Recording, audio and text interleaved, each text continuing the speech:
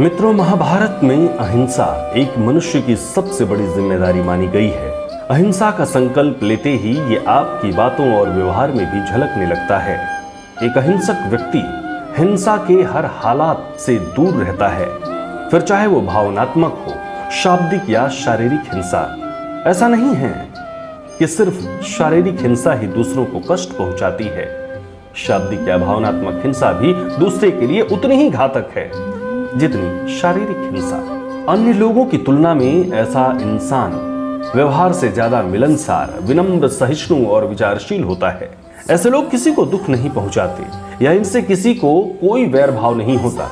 लेकिन एक इंसान जो इस पर विश्वास नहीं करता, हो सकता है कि कभी वो अपने बचाव के लिए ही बंदूक रखता हो, लेकिन ये उसको हिंसक व्यवहार के लिए उकसाता है।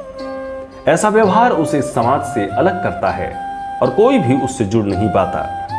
ऐसे लोग अक्सर आपको अहिंसक व्यवहार पर बहस करते मिल जाएंगे कि अच्छे लोगों के साथ अच्छा ही हो, ये जरूरी नहीं।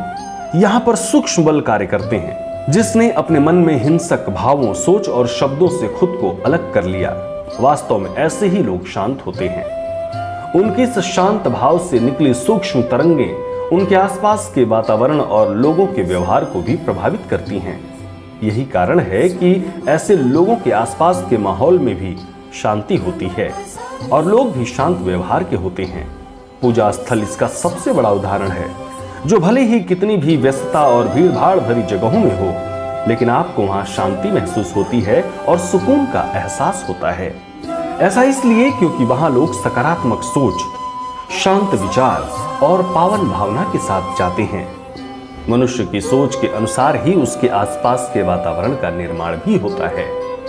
यही कारण है कि जहां परेशानी, क्रोधी, शुभ या निराश प्रकृति के लोग होते हैं, वहां का वातावरण भी कुछ इसी प्रकार का होता है। ये सूक्ष्म किरणें ही हैं जो किसी से बात करते हुए हमारे प्रति सामने वाले के व्यवहार को प्रभावित करती हैं। क्या आपने कभी सोचा है कि क्यों कई बार आपकी मीठी बातें और मुस्कुराता हुआ चेहरा भी उस इंसान को प्रभावित कर पाने में नाकाम होता है जिसके प्रति वास्तव में आपके मन में अच्छे विचार नहीं होते? ऐसा इसलिए क्योंकि आपके मन के नकारात्मक भाव उन तक संचरित हो रहे होते हैं। दूसरी तरफ एक शांत चित्त मनुष्य के आसपास हमेशा शांति महसूस होती है। उनके विरोधी भी उनके प्रशंसक होते हैं। दुनिया के हर प्राणी और यहां तक कि प्रकृति पर भी यह नियम लागू होता है। बुरी प्रवृत्ति के लोग भी ऐसे लोगों की संगति में अपनी बुराई छोड़ देते हैं। यहां तक कि ऐसे लोगों के आसपास रहने पर जंगली जानवर तक शांत हो जाते हैं और प्रकृति भी उनकी सहयोगी बन जाती है। यहां क्रिया और प्रतिक्रिया का नियम, या यूं कहें कि कर्म का नियम काम करता है।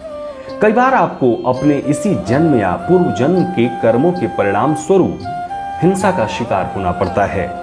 लेकिन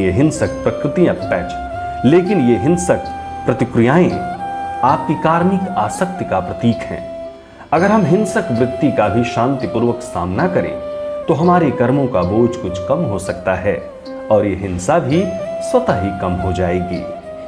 इसलिए अपनी बातों में, अपने विचारों में अहिंसा की प्रवृत्ति को अपनाएं। सब्सक्राइब करें टोटल भक्ति को। अब हमारे वीडियोस को सबसे पहले देखने के लिए बेल आइकन को दबाना ना भूलें।